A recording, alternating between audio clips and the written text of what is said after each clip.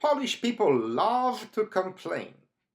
Even when everything is objectively fine, we will find or invent something to be unhappy about.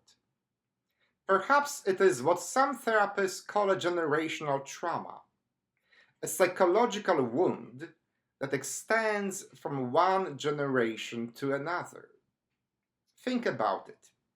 In 1058 years of Polish history, that nation has been conquered countless times by Germans marching east, by Russians marching west, by Austrians marching north, and by Swedes marching south.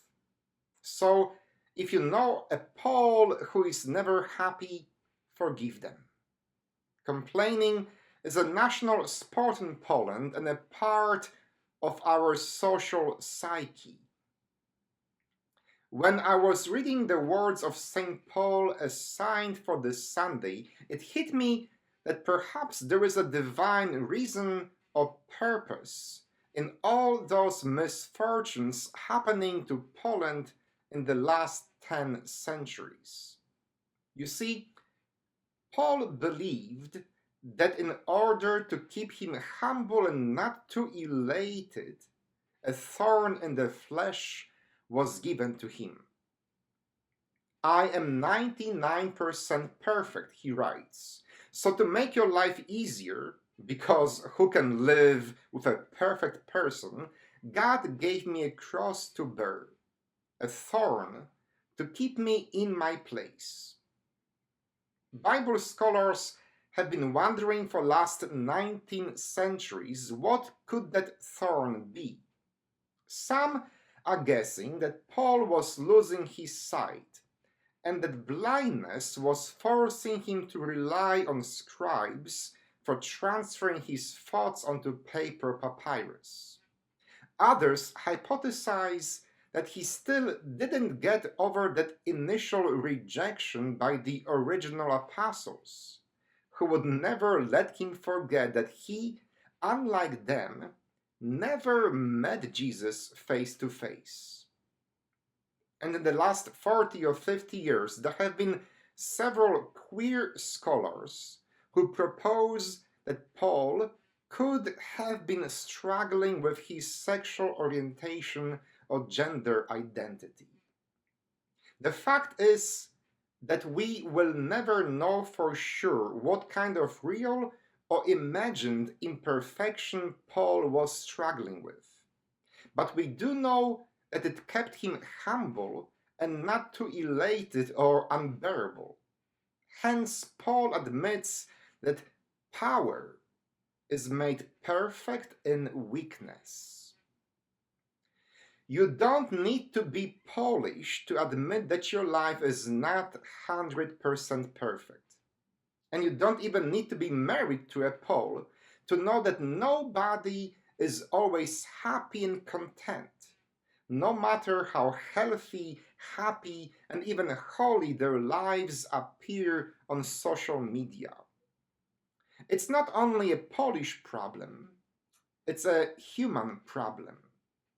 Because when we are truly honest with ourselves, we will acknowledge that there are parts of our lives that are far from perfection. We will admit with St. Paul that no matter how much we try to change or improve, some elements of who we are or what we have done will always remain far from perfection. There will forever be our thorns. Even Jesus had not so perfect days. Even Jesus was not always successful in his ministry. Some of his sermons went better than others, and I can relate to that. Some towns welcomed him as a famous teacher and healer, while other places barely knew his name. And then there was Nazareth. His old neighbors knew him as Joseph's boy. Others were his customers from the days when he practiced carpentry. Perhaps even his girlfriends were there too. Who knows? But for them, he was not some famous, if controversial, religious figure. No.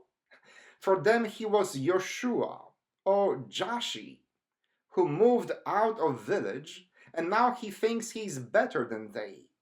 And so they took offense at him. It had to be difficult. It was embarrassing. It was a brutal reality check that made Jesus' disciples realize their master had bad days now and then. That painful rejection made Jesus stronger. As a matter of fact, it made him ready for Calvary. Poland is a stronger nation today, not despite its many wounds and bruises, but because of them. Paul was a better and more humble apostle, not despite that thorn in his flesh, but because of it. And most importantly, your pain, your broken body, your broken heart, all the rejections and humiliations you have experienced, they have made you stronger. And even if they do kill you, they make you more like Jesus. Amen. Thank you for reflecting with me. Please let me know what you think in the comments. Make sure to click on the like symbol below and subscribe to my channel.